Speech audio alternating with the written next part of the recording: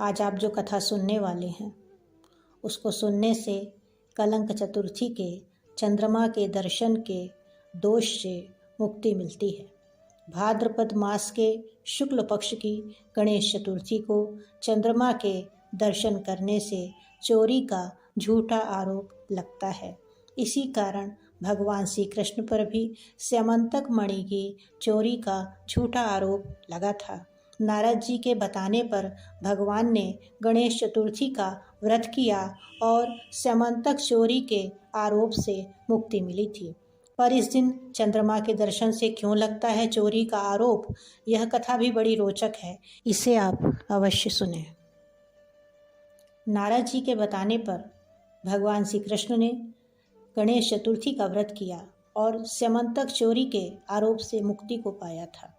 पर इस दिन चंद्रमा के दर्शन से क्यों लगता है चोरी का आरोप, यह कथा भी बड़ी रोचक है, जिससे आप आगे निरंतर सुनते रहें।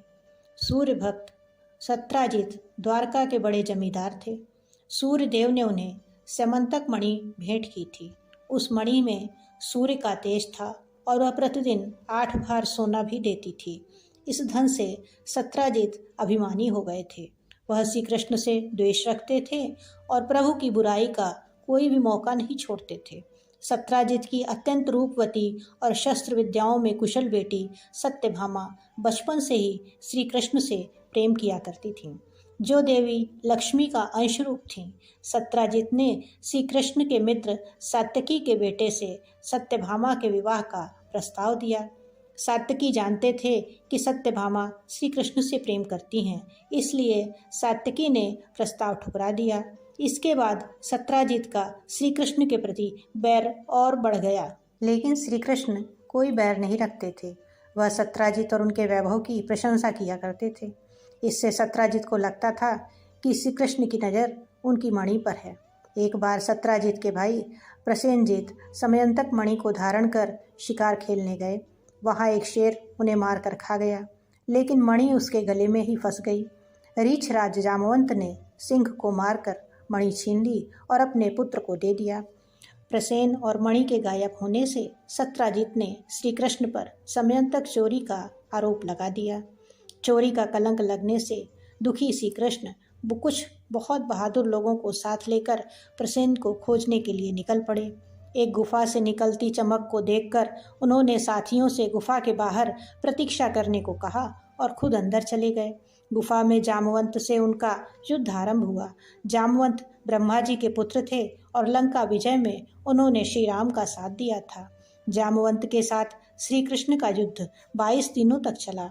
जामवंत को आशीर्वाद था कि श्री कृष्ण के अलावा कोई और भी उन्हें युद्ध में कभी पराजित नहीं कर सकेगा। जामवंत जब श्री कृष्ण को पराजित ना कर सके, तब उन्होंने सोचा कहीं यह वही अवतार तो नहीं है जिसके लिए मुझे श्री रामचंद्र जी का वरदान मिला था।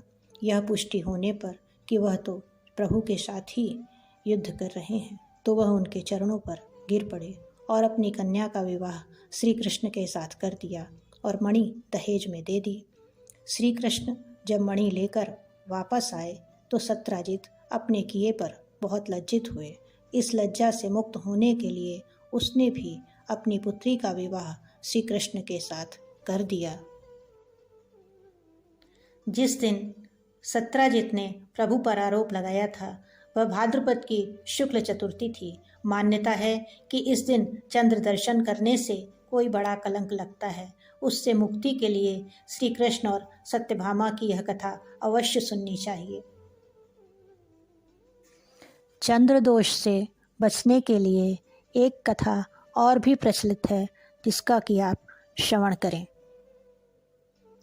श्री कृष्ण इस अकारण प्राप्त अपमान के शोक में डूबे हुए थे कि सहसा वहाँ नारद जी आ गए। उन्होंने श्री कृष्ण जी को बताया, आपने भाद्रपद शुक्ल चतुर्थी के चंद्रमा का दर्शन किया था, इसी कारण आपको इस तरह लांछित होना पड़ा है। श्री कृष्ण ने पूछा, चौथ के चंद्रमा को ऐसा क्या हो गया है जिसके कारण उसके दर्शन मात्र से मनुष्य कलंकित होता है? तब नारद जी बोले, एक बार ब्रह्मा जी ने चतुर्थी के दिन गणेश जी का व्रत किया था।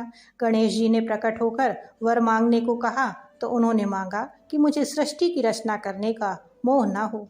गणेश जी ज्यों ही तथास्तु कहकर चलने लगे, उनके विचित्र व्यक्तित्व को देखकर चंद्रमा ने उपहास किया। इस पर गणेश जी ने रुष्ट होकर चंद्रमा को शाप दिया कि आज से कोई तुम्हारा मुख नहीं देखना चाहेगा। शाप देकर गणेश जी अपने लोक चले गए और चंद्रमा मानसरोवर की कुमुदनियों में जा छिपा। चंद्रमा के बिना प्राणियों को बड़ा कष्ट हुआ। उनके कष्ट को देखकर ब्रह्मा जी की आज्ञा से सारे देवताओं के व्रत से प्रसन्न होकर गणेश जी ने वरदान दिया कि अब चंद्रमा शाप से मुक्त तो हो जाएगा, पर भाद्रपद शुक्ल चतुर्थी को जो भी चंद्रमा के दर्शन करेगा उसे चोरी आदि का झूठा लांछन अवश्य लगेगा, किंतु जो मनुष्य प्रत्येक द्वितीया को दर्शन करता रहेगा वह इस लांछन से बच जाएगा। इस चतुर्थी को सिद्धि विनायक व्रत करने से सारे दोष छूट जाएंगे। यह सुनकर देवता अपने अपने स्थान को चले गए। इस प्रकार भाद्रपद शुक्ल चतुर्थी को चंद्रमा का दर्शन करने से आपको यह कलंक लगा है। तब श्री कृष्ण ने कलंक से मुक्त होने के लिए यही व्रत किया था। कुरुक्षेत्र के युद्ध में युधिष्ठिर ने भगवान श्री कृष्ण से पूछा कि भगवान, मनुष्य की मनोकामना सिद्धि का कौन सा उपाय है? किस प्रकार मनुष्य धन, पुत्र, सौभाग्य तथा विजय प्राप्त कर सकता है? यह सुनकर श्री कृष्ण ने उत्तर दिया कि यदि तुम पार्वती पुत्र श्री गणेश का विधि पूर्वक पूजन करो तो निश्चय ही तुम्हें सब कुछ प्राप्त हो जाएगा। तब श्री कृष्ण की आज्ञा से ही युधिष्ठिर जी ने गणेश चतुर्थी का व्रत करके महाभारत का युद्ध जीता था। इसी तरह की और भी धार्मिक कथाओं को सुनने के लिए आप अवश्य इस चैनल को सब्सक्राइब करें।